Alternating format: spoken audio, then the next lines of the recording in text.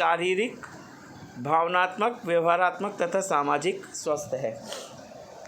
बच्चों, अगर हम जनन स्वास्थ्य की परिभाषा जानना चाहें तो जनन स्वास्थ्य की परिभाषा बहुत एकदम आसान है ना। जनन के सभी पहलुओं सहित एक संपूर्ण स्वास्थ्य अर्थात शारीरिक, भावनात्मक, व्यवहारात्मक तथा सामाजिक स्वास्थ्य है। बच्चों, इस चैप्टर में हम लोग मुख्यतः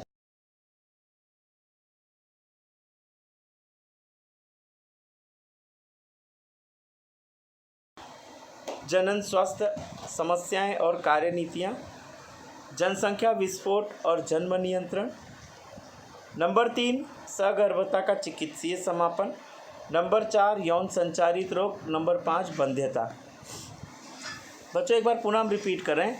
इस चैप्टर में हम मुख्यतः 5 टॉपिक पर चर्चा करेंगे। सबसे पहला जनन स्वास्थ्य समस्याएं और कार्यनीतियां, नंबर 2 जनसंख्या विस्फोट और जन्म नियंत्रण, नंबर 3 सगर्भता का चिकित्सीय समापन, नंबर 4 यौन संचारित रोग और नंबर 5 बंध्यता।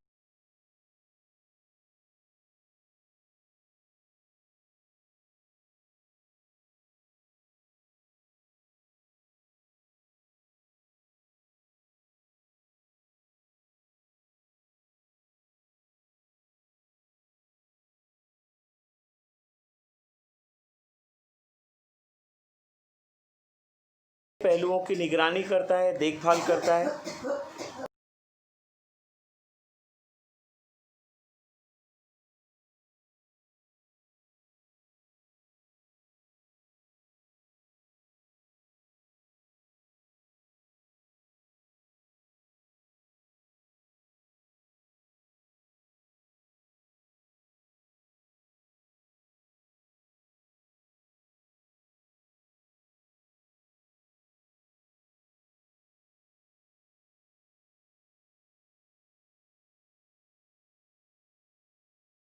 रोग भी हैं। मुख्यतः जो एक शरीर से दूसरे शरीर में फैलते हैं, जिसका नाम है हेपेटाइटिस ए और हेपेटाइटिस बी। आइए बच्चों, हम लोग जनन स्वास्थ्य समस्या और कार्यनीतियां देखते हैं। बच्चों, आज अगर हम एक चीज़ समझना चाहें तो आज विश्व की सबसे बड़ी समस्या क्या है? विश्व की सबसे बड़ी समस्या है बढ़ती हुई आबादी। बढ़ती हुई आबादी जिसका नियंत्रण करना बहुत आवश्यक है, बहुत ज़रूरी है। क्यों ज़रूरी है वो आने वाले हम अध्याय में पढ़ेंगे। क्योंकि बच्चों, अगर हम पर्यावरण की बात करें तो पर्यावरण में जो संसाधन है वो सीमित है, और इसको ग्रहण करने वाले जो हैं अर्थात सीमित अर्थात बच्चों लिमिटेड, और जबकि इसको उपयोग करने वाले जो हैं वो अनलिमिटेड हैं। बच्चों, आइए हम जनन स्वास्थ्य समस्याएं और कार्यनीतियों के बारे में चर्चा करते हैं।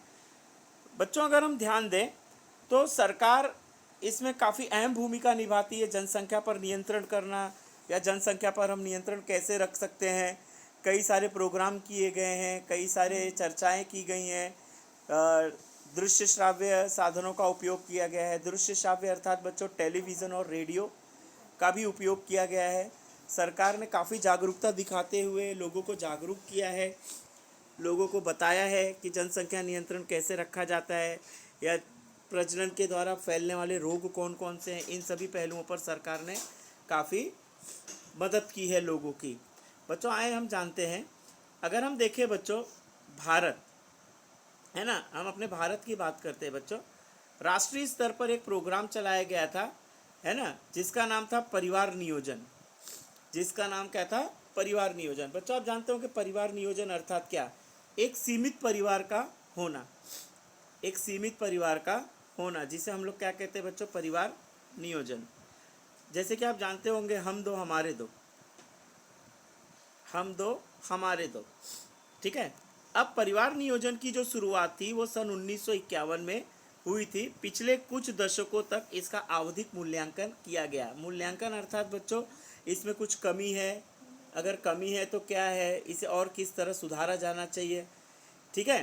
तो बच्चों, अगर हम देखें तो सरकार के द्वारा परिवार नियोजन के लिए या परिवार या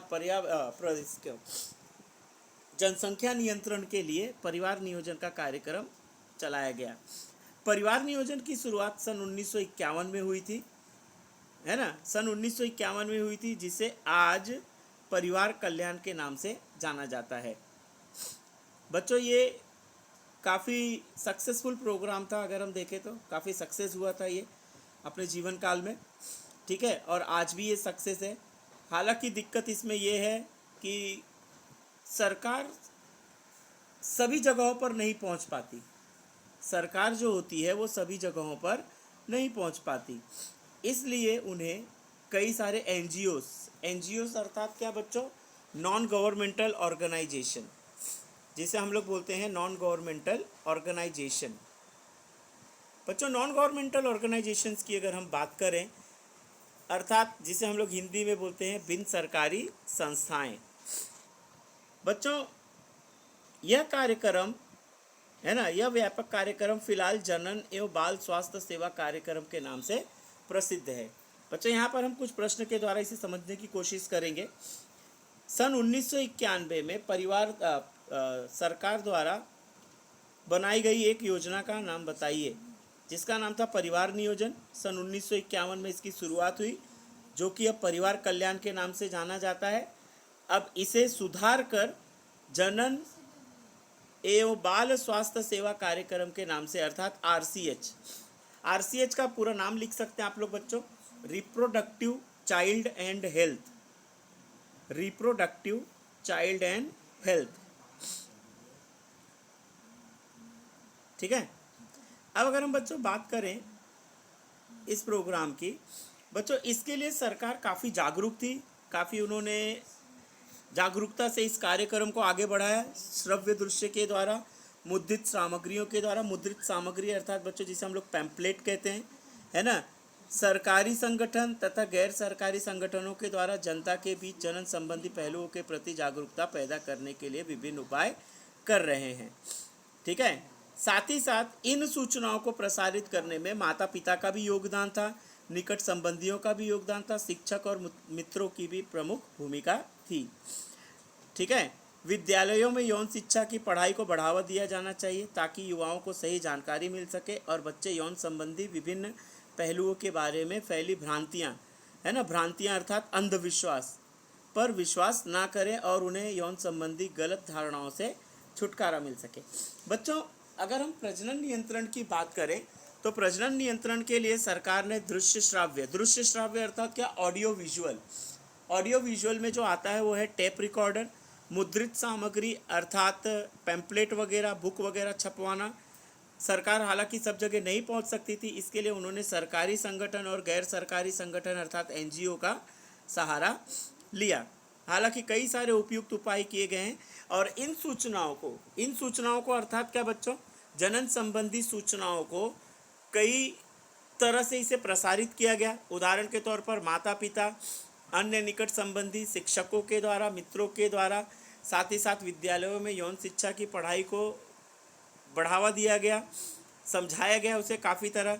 साथ ही साथ यौन प्रक्रियाओं पर फैले अंधविश्वास को भी इसे ठीक से भली भांति से इसे समझाया गया।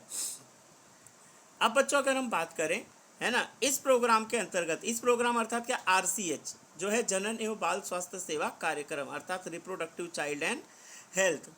बच्चों अगर हम देखें, है ना, अगर हम इसे समझें, ठीक है, लोगों को ध्यान से समझिएगा, लोगों को जनन अंगों, किशोरावस्था एवं उससे संबंधित परिवर्तनों, सुरक्षित और स्वच्छ यौन क्रियाओं संबंधी स्वस्थ जीवन बिताने में सहायक होती है। लोगों को शिक्षित करना, विशेष रूप से किन्हें बच्चों, जननक्षम जोड़ी, वे लोग जिनकी आयु विवाह योग्य हैं, उन्हें उपलब्ध जन्म नियंत्रण अर्थात गर्भ निरोधक साधनों के बारे में समझाना, गर्भवती माताओं की देखभाल के बारे में समझाना, माँ और बच्चे की प्रसवोत्तर अर्थात क्या, प्रेगनेंसी अर्थात जब एक माँ बच्चे को जन्म देती है उसके बाद का जो समय काल होता है उसे हम प्रसवोत्तर कहते हैं, देखभाल आदि के बारे में, तथा स्तनपान का महत्व, लड़का या लड़की को समान महत्व एवं समान अवसर देने की जानकारियों के आदि से जागरूक स्वस्थ परिवारों का निर्माण होगा। बच्चों आज भी आप लोगों ने देखा है हमारे समाज में कई सारे अंधविश्वास फैले हुए हैं कि कई लोग आज भी इच्छा रखते हैं कि हमें सिर्फ लड़का चाहिए, जबकि ऐसा नहीं है।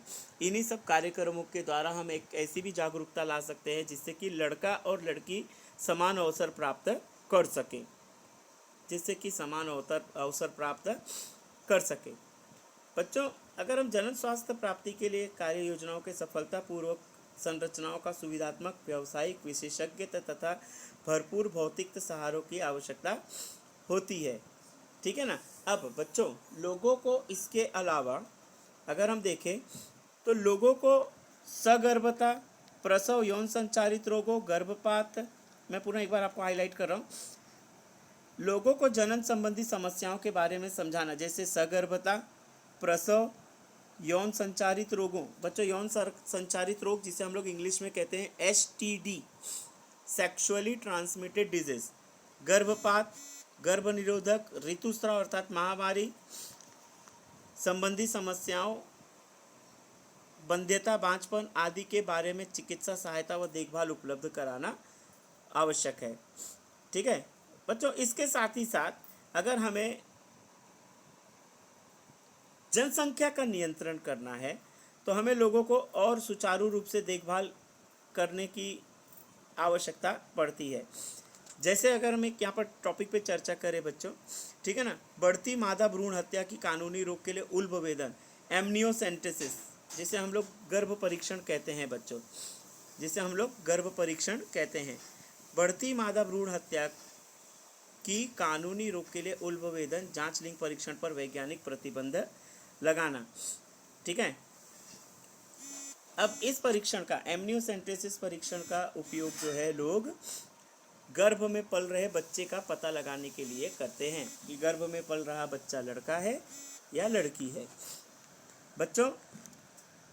जबकि अगर हम एमनियोसेंटेसिस का उपयोग देखें तो एमनियोसेंटेसिस का उपयोग जो है वो विज्ञान के क्षेत्र में है ना, ध्यान से समझिएगा, विज्ञान के क्षेत्र में होने वाले या फैलने वाले आनुवांशिक रोग, जैसे मान लो गर्भ में पल रहा बच्चा है।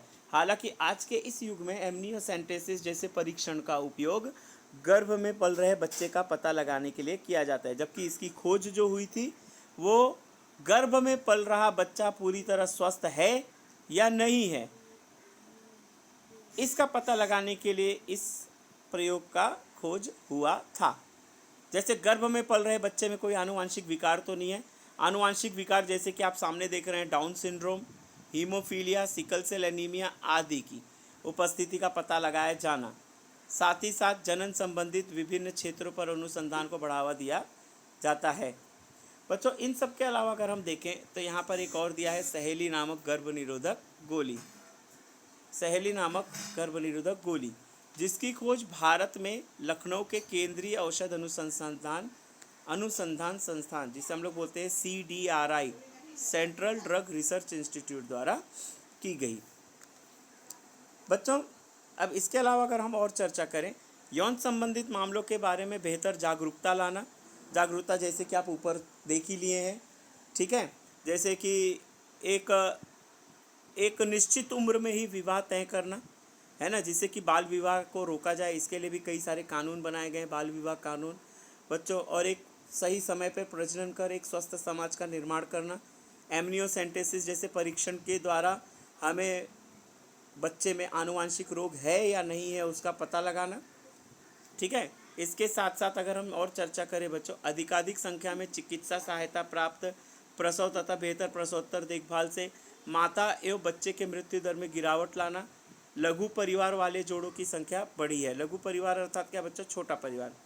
साथ ही साथ यौन संचारित रोगों की सही जांच पड़ताल तथा देखभाल और कुल मिलाकर सभी यौन समस्या हेतु बढ़ी हुई चिकित्सा सुविधाओं का होना आदि समाज के लिए बेहतर जनन स्वास्थ्य की ओर संकेत देता है। तो बच्चों ये था हमारा प्रस्तावना, ठीक है। अगर यहाँ पर हम ध्यान दें तो बच्चों कुछ गर्भ निरोधक गोलियों का भी यहाँ पर चर्चा किया गया है। गर्भ निरोधक गोलियों की अगर हम बात करें बच्चों तो इसमें सबसे जानी मानी जो गोली है वो है सहेली, जिसका निर्माण भारत के लखनऊ जैसे शहर में हुआ, जिस संस्था का नाम है CDRI, central drug research institute, अर्थात केंद्रीय औषध अनुसंधान संस्थान बच्चों। साथ ही साथ इसमें और एक प्रश्न पर हमें ध्यान देना है ना, आनुवंशिक रोगों के नाम बताइए। तो सबसे पहला है Down syndrome, haemophilia, sickle cell anaemia आदि रोग हैं। ठीक है। अब बच्चों जब हमारा अगला टॉपिक है, आइए हम उस पर भी चर्चा कर लेते हैं, है ना, जिसका नाम है जनसंख्या स्थायीकरण और जन्म नियंत्रण। क्या है बच्चों, चलो बताओ, अगर आज हम इस पे चर्चा करें, आज हमें जनसंख्या नियंत्रण की क्यों आवश्यकता आन पड़ी है, बताइए। चलो आपके पास 5 सेकंड का टाइम है। मेरा प्रश्न बहुत सिंपल है, क्यों आज हमें जनसंख्या का नियंत्रण करना चाहिए या इसकी रोकथाम क्यों जरूरी है? ठीक है, चलिए मैं बता देता हूँ। क्योंकि पर्यावरण में जितने भी संसाधन हैं वह सीमित हैं, अर्थात लिमिटेड हैं, जबकि इसका उपयोग करने वाले अनलिमिटेड हैं। अगर हमने समय रहते हुए जनसंख्या का नियंत्रण नहीं किया तो आने वाले समय में बेरोजगारी, भूखमरी आदि जैसी समस्याओं का हमें सामना करना पड़ सकता है बच्चों। ठीक है। अगर हम देखें तो सॉरी, अगर हम देखें आज हमारे पूरे विश्व की अगर हम बात करें, विश्व में पूरी मानव जाति ने काफ़ी सारे विकास किए हैं, काफ़ी सारे महत्वपूर्ण सुधार लाए हैं। मशीनरी का ज़माना चल रहा है बच्चों, आज हर एक काम मशीनों के द्वारा पूरा किया जा रहा है। बड़ी बड़ी से बिल्डिंगों से लेकर बड़ी बड़ी नाव, बड़ी बड़ी जहाज़ों तक बनाना, ठीक है। और जितने भी वैज्ञानिक दिमाग थे आज सब कंप्यूटर कर रहा है बच्चों। ठीक है। ये सब जितनी भी सुविधाएं हैं ये जनसंख्या वृद्धि में विस्फोटक प्रभाव डालती हैं। तो बच्चा आ जाओ, हम यहाँ पर एक डेटा पढ़ लेते हैं, एक आंकड़ा देख लेते हैं। सन 1900 ईस्वी के दशक में सन 1900 ईस्वी के दशक में बच्चों पूरे विश्व की जनसंख्या, ये आप लोग का VSQ है ना। सन 1900 के दशक में विश्व की जनसंख्या, पूरे विश्व की बात कर रहे हैं हम बच्चों यहाँ पर, ना कि इंडिया की, है ना। पूरे विश्व की जनसंख्या लगभग 2 अरब अर्थात 2000 मिलियन थी, जो सन 2000 में बढ़कर 6 अरब हो गई।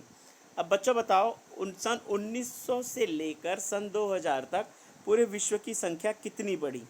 तो इसका बहुत सिंपल सा आंसर है 4 अरब जितनी बढ़ी, जबकि ये सन 2011 में बढ़कर 7.2 अरब हो गई। अर्थात अगर हम जनसंख्या की बात करें तो ये सिर्फ बढ़ी है ना कि घटी है, जबकि ये बढ़ी है ना कि घटी है बच्चों, अगर हम जनसंख्या की बात करें तो। अर्थात ये जनसंख्या, अगर हम यही जनसंख्या का कंपैरिजन अगर हम हमसे करें अर्थात इंडिया से करें, अर्थात हमारी जनसंख्या जो देश की आज़ादी के समय लगभग 350 मिलियन अर्थात 35 करोड़ थी, वह सन 2000 में बढ़कर 1000 मिलियन तक पहुंच गई और 2011 में ये 1.2 बिलियन तक पहुंच गई। ठीक है। इसका मतलब ये होता है बच्चों, आज दुनिया का हर छठा आदमी भारतीय है। सीधा सीधा डेटा है हमारे पास, आज दुनिया का हर छठा आदमी कौन है? भारतीय है। मतलब पूरे विश्व में अगर हम जनसंख्या की बात करें तो हमारा जो क्रम है वो दूसरे क्रम पर आता है, जबकि चाइना आज भी नंबर 1 पर है। ठीक है। अगर हम बच्चों इन सब का कारण जानना चाहें तो संभवतः मृत्यु दर में तीव्र गिरावट तथा मातृ मृत्यु दर, शिशु मृत्यु दर, जिसे हम लोग इंग्लिश में बोलते हैं इन्फेंट मोर्टेलिटी रेट, IMR। ठीक है बच्चों, क्या है, क्यों आज हमारी इतनी जनसंख्या बढ़ी हुई है? क्योंकि मृत्यु दर में काफ़ी गिरावट आ गई है। मान लो हम कोई भी एक शहर ले लेते हैं या कोई भी हम एक राज्य ले लेते हैं, सिर्फ जन्म ही जन्म हो रहा है, मृत्यु नहीं हो रही है वहाँ पर, तो स्वाभाविक है वहाँ पर जनसंख्या बढ़ेगी। इसलिए मृत्यु दर और जन्म दर का संतुलन भी होना आवश्यक होता है। साथ ही साथ मातृ मृत्यु दर अर्थात प्रेगनेंसी के समय कई माताओं की मृत्यु हो जाती है तथा प्रेगनेंसी के समय कई बच्चे भी मर जाते हैं पैदा होते ही, है ना। तो ये सारी समस्याओं में गिरावट के कारण आज जनसंख्या बढ़ी हुई है। ठीक है बच्चों, हम पूरे विश्व की भी हमने पूरे विश्व का भी आंकड़ा देख लिया और हमने भारत का भी आंकड़ा देख लिया। बच्चों आज अगर हम जनसंख्या के अनुसार देखें तो भारतीयों का कौन से क्रम पर स्थान है? तो इसका बहुत सिंपल सा आंसर है, छठे क्रम पर स्थान है। आज़ादी के समय हमारे देश की, अर्थात बच्चों में यहाँ पर इंडिया की बात कर रहा हूँ, आज़ादी के समय हमारे देश की जनसंख्या कितनी थी? 35 करोड़, जो सन 2000 में 1000 बिलियन हो गई और जो सन 2011 में 1.2 बिलियन हो गई। ठीक है। अगर हम देखें तो सरकार द्वारा चलाए जा रहे कार्यक्रमों के द्वारा अर्थात जनन एवं बाल स्वास्थ्य सेवा कार्यक्रमों के द्वारा जनसंख्या वृद्धि के दर में कमी तो हुई, लेकिन यह कमी नाम मात्र की थी। नाम मात्र अर्थात क्या? जितनी सरकार को गुंजाइश थी उतनी नहीं हुई, ये केवल नाम मात्र हुई। अगर हम सन 2001 की जनगणना का अनुसरण करें तो यह वृद्धि लगभग 2% अर्थात कि 1000 में से 20 व्यक्ति प्रतिवर्ष थी। 1000 में से 20 व्यक्ति प्रतिवर्ष थी। इस वृद्धि दर से हमारी जनसंख्या तेजी से बढ़ रही है। इस प्रकार की चेतावनीपूर्ण वृद्धि की अगर हम बात करें तो ये मूलभूत आवश्यकताओं का नितांत अभाव हो सकता है। बच्चों, अगर इसी तरह, यहाँ पर लेखक बहुत आसानी से समझाना चाह रहा है, अगर इसी तरह जनसंख्या में वृद्धि होती रही तो स्वाभाविक है पर्यावरण में जितने भी संसाधन हैं उसमें काफ़ी कमी आ सकती है। ठीक है बच्चों, तो ये था हमारा टॉपिक जनसंख्या स्थायीकरण और जन्म नियंत्रण। बच्चों, जनसंख्या स्थायीकरण की तो चर्चा हमने कर ली है। अब जो अगला वाला टॉपिक है वो है बच्चों जन्म नियंत्रण। जन्म नियंत्रण क्या है बच्चों? जन्म नियंत्रण के लिए कई सारे उपाय किए गए हैं।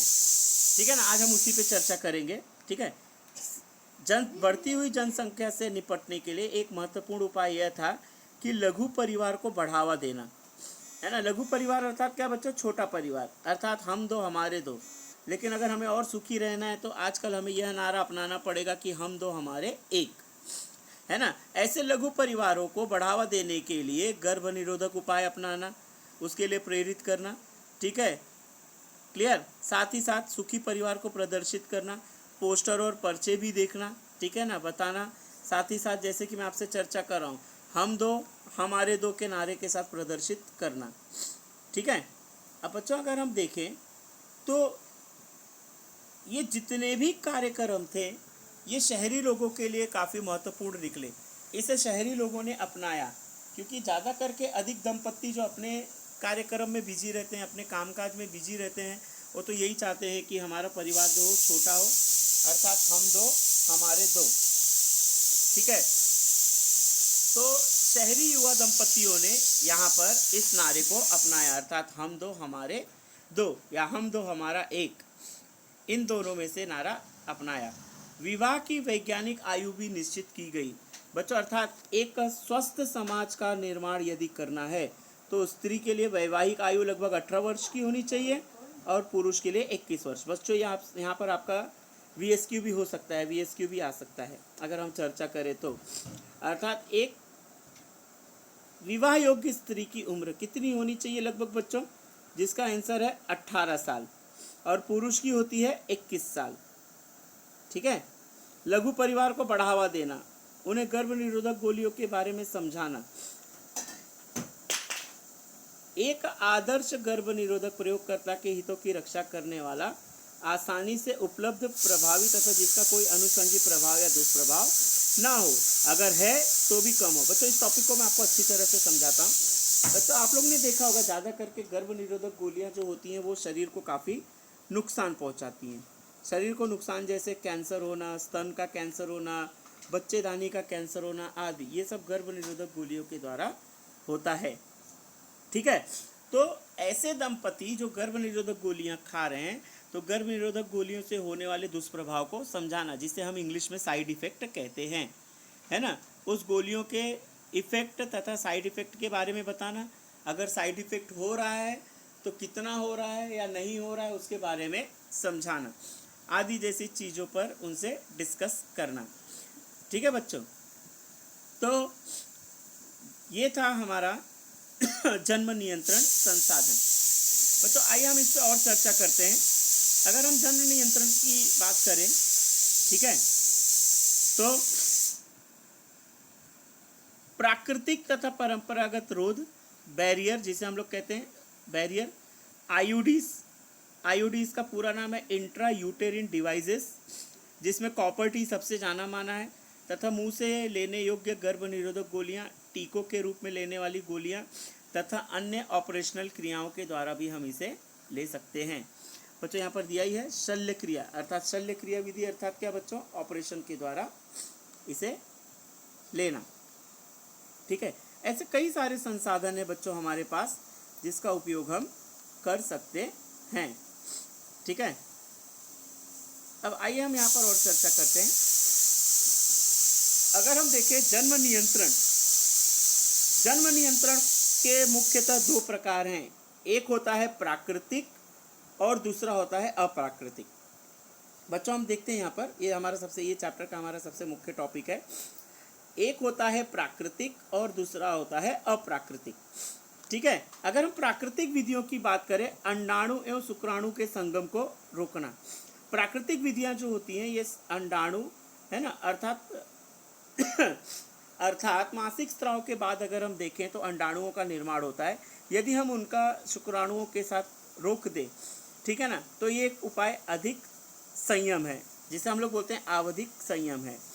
ठीक है, इसमें करना क्या होता है, जैसे एक दंपत्ति माहवारी चक्र के 10वें से 17वें दिन के बीच की अवधि के दौरान मैथुन से बचना चाहिए, जो कि सबसे सुरक्षित माना गया है ना। 10 से 17वां दिन जो होता है वो अंडोत्सर्जन की स्थिति होती है या उस अंडोत्सर्जन का समय होता है। अब इस अवधि के दौरान यदि शुक्राणु अंडाणु से निषेचित नहीं होते तो गर्भधारण की संभावना बहुत कम होती है। तो ये था बच्चों पहली रोकथाम जिसे हम रोक सकते हैं। अब बच्चों अगर हम आगे चर्चा करें तो यहाँ पर आवधिक संयम क्या है। आवधिक संयम अर्थात क्या, एक दंपत्ति को महामारी के 10वें से 17वें दिन के बीच मैथुन से बचना। क्यों बचना, क्योंकि उस समय अंडोत्सर्जन की प्रक्रिया होती है। यदि गलती से शुक्राणु इससे निषेचित हो गया तो वहाँ पर गर्भधारण की संभावना अधिक से अधिक बढ़ जाती है। अब बच्चों जो दूसरा है, ठीक है ना, दूसरा मैथुन के दौरान है ना गर्भाधान से बचा जा सकता है, जैसे बाह्यस्खलन या अंतरित मैथुन। यह एक अन्य विधि है। बाह्यस्खलन अर्थात क्या, प्रजनन के दौरान शुक्राणुओं का बाहर त्याग कराना, जिसे हम लोग बोलते हैं वीर्य सेचन। ठीक है, दूसरा स्तनपान अनार्तव, लैक्टेशन एम्यूनेरिया। बच्चों स्तनपान आंतरव्यय अर्थात प्रेगनेंसी के बाद जब कोई महिला स्तनपान कराती है तो उस समय अंडोत्सर्ग या आंतरव चक्र शुरू नहीं होता। इस दौरान यदि प्रजनन करते हैं तो इस दौरान भी गर्भधान से बचा जा सकता है या गर्भधारण से बचा जा सकता है। बच्चों स्तनपान का जो समय होता है या अवधि होती है वो लगभग 4 से 6 महीने की होती है, अर्थात यह प्रक्रिया प्रसव के बाद 6 महीने तक ही कारगर मानी गई है। बच्चों यहाँ पर हमने प्राकृतिक विधियों में 3 विधियाँ देखी। आवधिक संयम अर्थात मासिक स्राव के समय प्रजनन नहीं करना, और प्रजनन करना भी तो बाह्यस्खलन या अंतरित मैथुन से बचना दूसरी प्रक्रिया थी। तीसरी प्रक्रिया स्तनपान अनार्तव, जो 4 से 6 महीने तक सुरक्षित माना गया है। अब बच्चों अगली जो मुख्य विधि है वो है बैरियर, जो अप्राकृतिक विधियों में आती है ना। इसमें जो सबसे कारगर तरीका है वो ऑपरेशन करके कॉपर टी को बैठाना। बच्चों कॉपर टी क्या करता है, सामान्यतः कॉपर टी जो होता है वो शुक्राणुओं के दौड़ने की प्रक्रिया को नष्ट कर देता है। ठीक है, दौड़ने की प्रक्रिया को नष्ट कर देता है। शुक्राणु जो होता है वो एक स्थान से दूसरे स्थान पर स्थानांतरित होता है, अर्थात अंडाणुओं तक जाता है, जिससे कि इस प्रक्रिया को रोक दी जाती है कॉपर टी के द्वारा। बच्चों अगर हम अप्राकृतिक विधियां देखें तो अप्राकृतिक विधियों का कुछ नुकसान भी है तो कुछ फायदा भी है ना। कुछ अप्राकृतिक विधियां ऐसी हैं, अगर हम बच्चों एक और चीज़ मैं बताना चाहूँगा इससे पहले प्राकृतिक और अप्राकृतिक के विधि के पहले। बच्चों अगर मैं प्राकृतिक विधि की बात करूँ तो कई दंपत्ति ऐसे हैं जो प्राकृतिक विधियों को अपनाते हैं। प्राकृतिक विधि काफ़ी सेफ मानी गई है, जिससे कि कोई रोग भी नहीं होता, कोई जननिक रोग या आनुवांशिक रोग भी नहीं फैलता। तो अधिकतर जो दंपत्ति होते हैं वो प्राकृतिक विधियों का अपनाव करते हैं, है ना। जैसे मान लो कोई एक स्वस्थ बच्चा है, स्वस्थ बच्चों में काफ़ी गैप भी होना चाहिए, लगभग 5 से 6 साल का। ठीक है, तो इस तरह जो होते हैं दंपत्ति जो होते हैं वो एक बच्चे से दूसरे बच्चे का गैप रखते हैं। तो वो वैसे दंपत्ति लगभग अधिकतर जो होते हैं वो प्राकृतिक विधियों, ऐसे दंपति जो होते हैं वो लगभग प्राकृतिक विधियों को अपनाते हैं बच्चों। ठीक है, क्लियर। अब अप्राकृतिक की बात करें जिसे हम लोग क्या बोलते हैं बच्चों, बैरियर। ठीक है ना। अब बैरियर को मैं आपको अगले वीडियो में समझा दूंगा, लेकिन बैरियर के लाभ और गैर लाभ बता देता हूँ जो हमारे लिए बहुत ज़रूरी है बच्चों। अप्राकृतिक विधियों में कुछ ऐसी विधियां हैं जिन्हें पुनः स्थापित नहीं किया जा सकता। वापस एक बार, अप्राकृतिक विधियों में कई सारी विधियां ऐसी हैं जिन्हें पुनः स्थापित नहीं किया जा सकता। बच्चों पुनः स्थापित अर्थात क्या, यहाँ पर बहुत सिंपल सी चीज़ है। पुनः स्थापित अर्थात क्या, जैसे एक बार हमने ऑपरेशन कर दिया तो फिर हम उसे पुनः स्थापित नहीं कर सकते। इसलिए लोग जो होते हैं वो अप्राकृतिक विधियों से काफ़ी बचते हैं। तो कुछ अप्राकृतिक विधियां ऐसी हैं जिन्हें हम पुनः स्थापित कर सकते हैं, फॉर एग्जांपल कॉपर टी। ठीक है, तो बच्चों ये था हमारा आज का लेक्चर। अब जल्द ही मैं आप लोग को दूसरा वीडियो अपलोड करके ये चैप्टर को, मेरी कोशिश यही रहेगी कि जल्द से जल्द ख़त्म कर दें। छोटा चैप्टर है, टॉपिक वाइज कमी है इसमें टॉपिक, लेकिन हमारे लिए उतना ही इम्पोर्टेंट है जैसे और सारे चैप्टर हैं। बच्चों इसे आप ध्यान से समझ लीजिएगा, ध्यान से पढ़ लीजिएगा। अगर कुछ डाउट होता है तो आप मुझसे फ़ोन करके पूछ सकते हैं। ठीक है, और इसके नोट्स जो है मैं जल्दी अपलोड करने वाला हूँ। नमस्कार, धन्यवाद।